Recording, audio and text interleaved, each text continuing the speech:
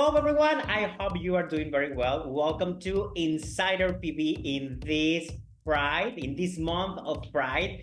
And today I'm very happy because I have a person that I always want to have this conversation, and also that you have the opportunity to get to know more about her career, and about what she's been doing here in Puerto Vallarta. And today we have a Carmen Porras. How are you, Carmen?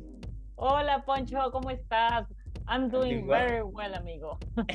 Very nice to see you. Nice to see you. Okay, Carmen. So tell us, where are you from? I was born in Mexico City, Okay. where I lived most of my life, and I've been living in Puerto Vallarta for 24 years now. Wow. So before that time that you moved here, have you been in Puerto Vallarta before? Yes, the first time I came to the area, I was in my mother's womb. She was pregnant with me, and my Oh, dad brought her back to Puerto Vallarta and to San Pancho in Nayarit for the first time. yeah. To check out the area. That was over 50 years ago. Okay. Then growing up, we would spend a lot of long weekends and holidays in this area, Puerto Vallarta, San Pancho. Yes. So in San Pancho, it's a beautiful place. I'm in love with San Pancho. It used to be nicer. Yes, I'm pretty sure. Yeah, very quiet and very cool. So, what do you remember about the first time that you came to Vallarta? I don't remember when I was in my mother's womb, Yeah. but I've been here many times growing up, and I always remember about those times when we were here, the jungle, the mountains, the ocean, all the nature was very important to me, and I always loved it. And also all the great food that you could have around this area. That's That's very, very fond memories with my families. Yeah. so. What is the food that you remember in your childhood when that you ate here? Probably oysters, pescado zarandeado, empanadas de camarón. So there's things, there used to be a restaurant in La Cruz de Guanacaste, and they had some amazing mussels that were particular to the area, like longer, skinny mussels that were from a lagoon. They're not available anymore, and I would eat those very happily. That's awesome. Okay, Carmen, how was for you to be out with your family? It was difficult. It was like no problem. Tell us a little bit more about it. Well, for my parents, it took them a while after they knew I was gay, and I told them. It took them a while to be okay with the situation. Their first reaction was not positive. They thought, all gay people were on drugs, were partying all the time. It was a very dangerous life, and what would people think about me or them, that kind of thing. But after a while, they were never asked me about my personal life. But after a while, they saw that I was still working and I was happy, and I was stable. So they kind of accepted it, and they're okay with it now. It's been a while. They've been okay with it. Well, it's very interesting that you say this because at least for me, what my mom told me back in the day when she found out, or when I told her, it was that she was afraid of me being lonely. That's what the misconception that people have. I don't know if that was the misconception that your family had, that oh, No, he's gonna have a hard life. yeah, maybe hard, but not in the lonely sense. More about the parties and drugs, the would I have a stable life and a job, that kind of thing. But they Oh, saw I was fine, and I was doing better. So yeah. that's awesome. Okay, so Carmen, what do you tell the youth if they have any issue of coming out? uh, I think things have changed a lot. The younger generation are much more open to other ways of living that maybe my generation or older generations were not open about talking even, and many things are very, very different. I've been out for over 30 years, and I'm happy now that it's easier to talk about it for young people, it's easier to talk to friends and to family, and maybe their parents have gay friends, LGBTQ friends, and it's maybe their parents are also more open. So I think now also the younger generation, they don't like to put labels on themselves, they just live. And they if you ask them, are you LGBTQ or whatever, and they're like, what are you talking about? I'm just being me, So yeah, it's a completely different generation. I'd like to think they have less problems than we did back when. Yeah, totally agree. Okay, Carmen, tell us a little bit more about Oculto Puerto Vallarta. Well, Oculto, we opened almost 3 years ago in the month of May during Pride. And we opened after we closed. We used to have another restaurant. It was called El Arrayan. We had that for 17 years, and it was traditional regional Mexican food. And we had a lot of clients from the States and Canada and Mexico, and it went really well. But because of COVID, we decided to close. It was very, very hard trying to stay open through COVID when we could, and then we decided we still wanted to do something that we love. It's our passion, Mexican food and Mexican wine and cocktails, and we still wanted to do something like that. So Claudia and me had the other restaurant, and now Oculto is Claudia, my wife, and Chef Diego, who used to work with us at El Arrayan.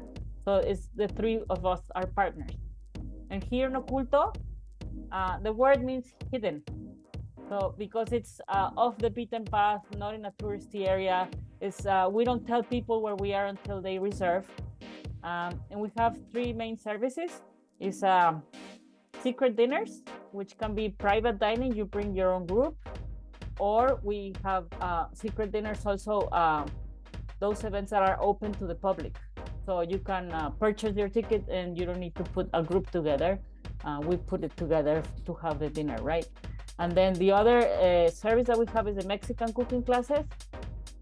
And then the other service is catering, a private chef. We come to your villa or condominium or your rental, and we serve our food there. Those are the three main services. Well, you are pretty busy doing all those services, I bet, eh? Yeah, we've been busy those 3 years. The high season has been a good season, and the difficult part is the lower season. Yeah. We try to figure out other things to do in our space and with our products and what we can offer to our clients during this, which is interesting to our clients also. That's great. One thing that I believe that it's amazing is that you have those secret dinners, that as an individual, you purchase your ticket and you can be on a table with someone that you don't know. Probably it's a party of four. And then if you are traveling by yourself, or it's a couple that they want to meet more people, that they can have this interaction with other persons. It's very interesting. We thought that might happen, but how it has happened through the 3 years we've been open is very interesting. At the end of some dinners, people are exchanging numbers and Facebooks, Instagram accounts, and they become friends. Yes, they stay in touch after they meet our dinners. It's a lot of fun.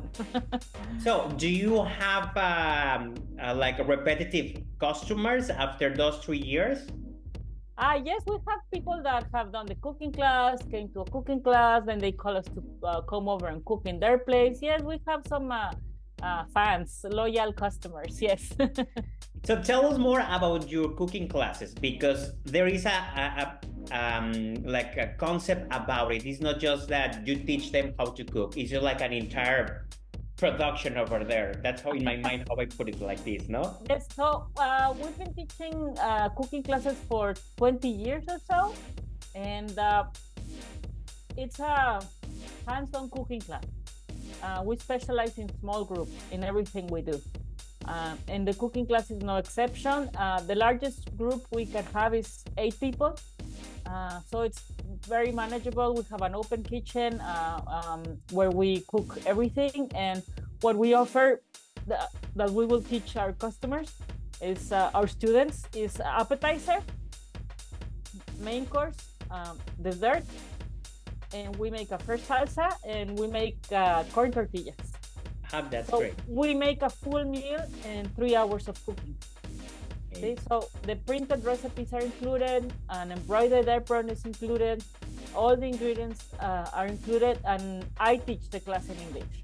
And Chef Diego is there because he puts all the ingredients ready so that we are able to cook right away. And we make a full meal that we enjoy after we finish cooking. So you get to taste what we just cooked. That's awesome. And during my cooking classes, I like to talk about Mexican culture and Mexican customs and traditions, and facts We have a about. special guest, by the way. Maybe though. We talk about also. I'd like to talk about the ingredients and the origin of the ingredients. Some of the ingredients are indigenous to the Americas, our continent, and some of the ingredients are not. So I like to talk about the origin of ingredients and Mexican cooking techniques that are super particular to us. So it's very interesting, and we adapt to all the levels of cooking, right? We have people that don't cook a lot at home, and we have people that are advanced cooks, and we've also had some professional chefs coming and take the cooking class with us. Well, it's an entire experience. Also, you take them to buy the products, right? Well, we don't actually buy the products. Okay. It's a guided tour to the market. Love that. Okay, tell us more about it. So we go to the municipal market, Emiliano Zapata, and we go by the vegetable and fruit vendor, and then we go by the cheese and nopales vendor.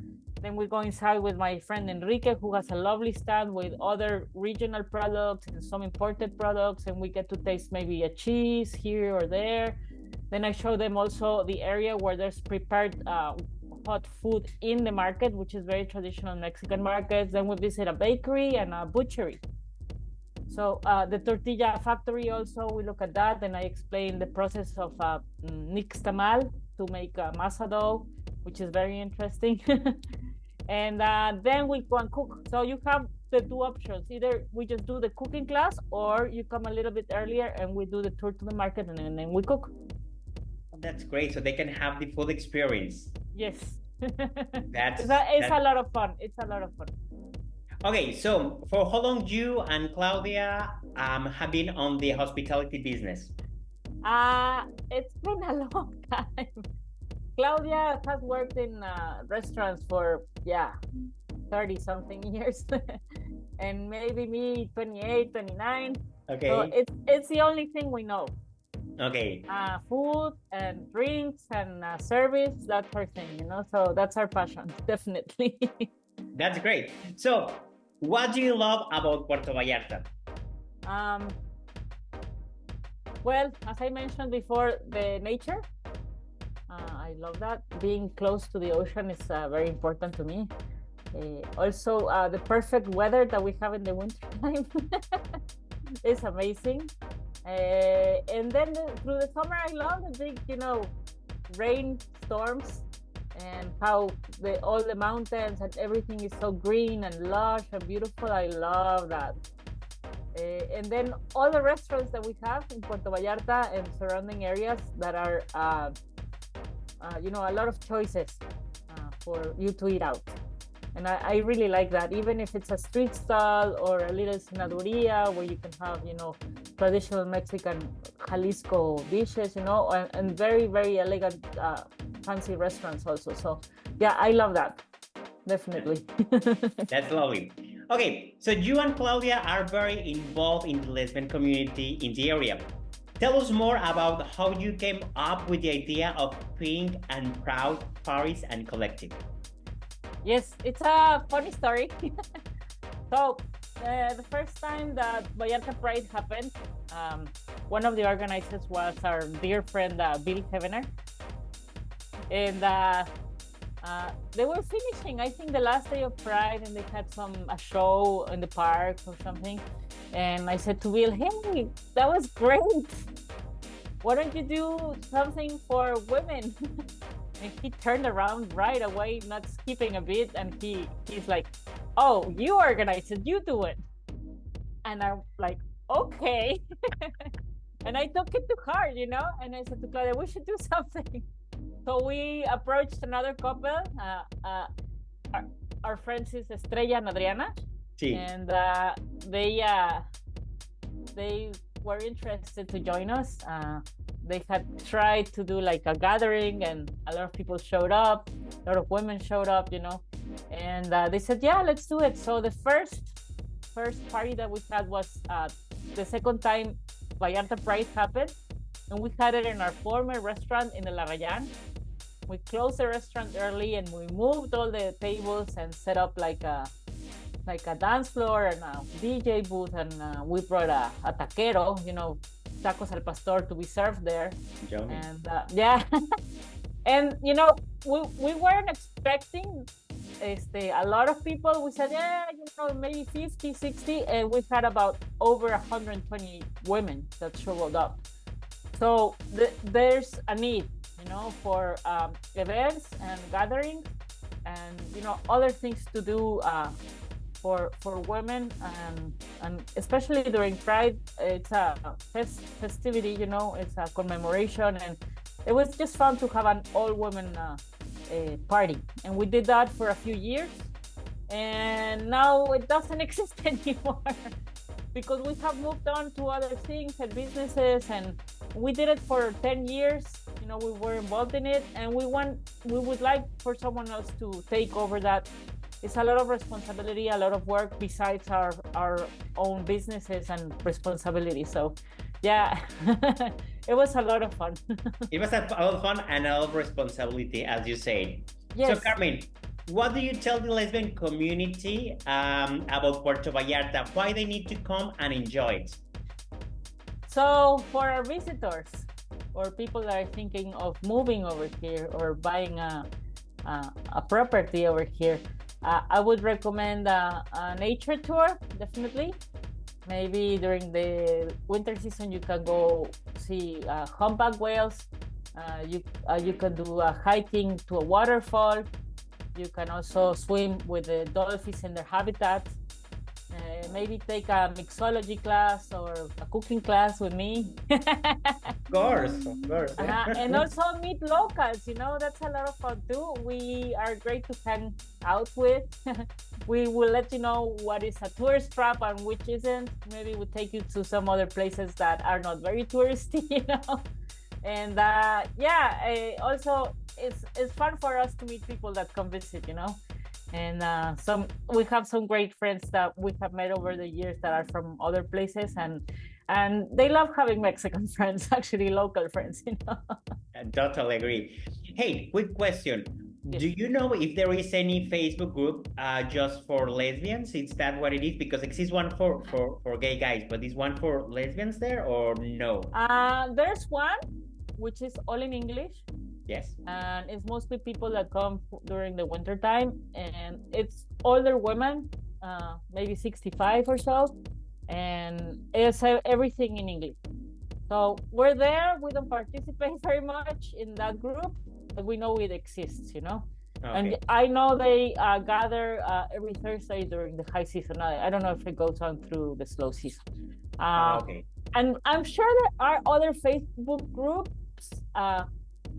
There are, but I don't think the main one was started by a woman or a lesbian. So it's somebody else started it, a guy in the LGBT community. And also there's a group on WhatsApp and there's a lot of women there, Mexican and English speaking. But it's also for non-binary and trans, so it's a little bit more open. It's not strictly lesbian anymore. I think the newer generation, the younger generation, is being more open to other ways of living too. So Yeah. now that group on WhatsApp is very interesting because they do go to the beach together and they gather in some bar here and there, and they do other things and have dinners sometimes. Yeah. That's awesome. Well, good to know. Now, so what is your favorite chef in the world? That's a very difficult question. There are a few.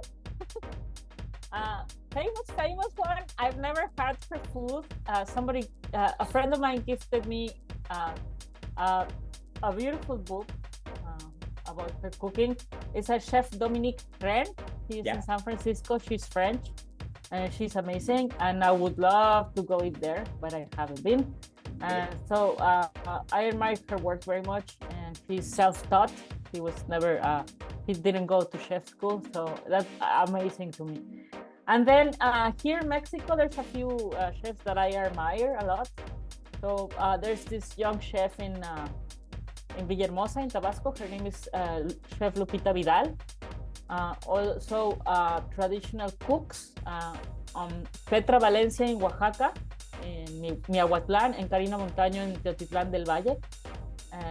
And also in Michoacán, Benedicta Alejo and Wilson Alonso in Yucatan. And those are my the very, very tasty food I've had, and I've had the pleasure of meeting them, and they're amazing people, and I really, really admire what they're doing in their own kitchens. That's great. So, what is your favorite drink? I hardly drink any more alcohol nowadays. I almost don't drink any alcohol. That's good. But sometimes I will have a little bit of raicilla.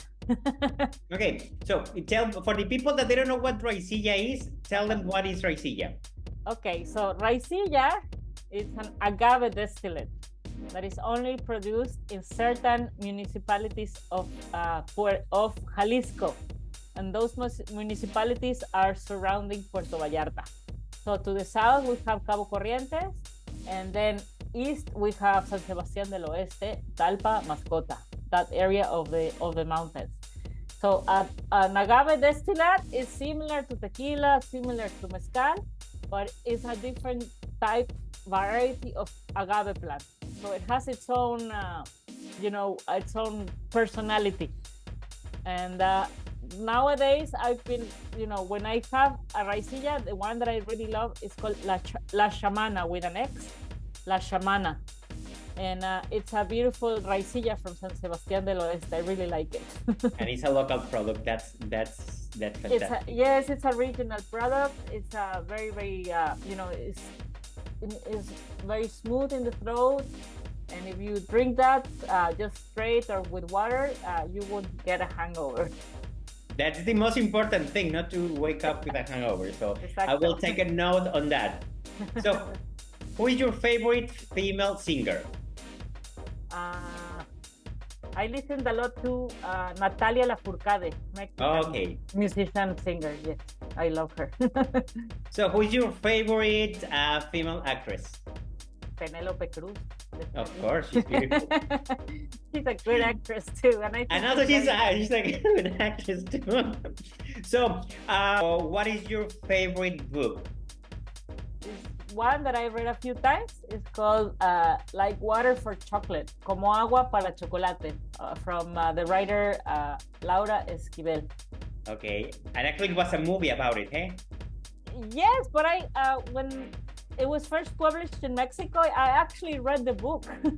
Okay. And then I watched the movie, and everybody watched the movie. But it was a very popular book when it was published. So, and I love it because there's some recipes in there too. Yes. And we want to do something with those recipes in Oculto. I would let you know. Okay, well, let me know, and I'll be very happy to try those recipes that I can feel that I'm part of that movie. So that's good. Okay, so Carmen, it's something that you want to add? before that we wrap around? Yes. I would like to let you know about our business, Oculto. It's a secret dinners, Mexican cooking classes, and Oculto at home catering. Awesome. And we're on Facebook. So it's Oculto Vallarta on Facebook. Instagram is Oculto Vallarta also. And you can also contact me on WhatsApp or call me. It's 322-7799-615.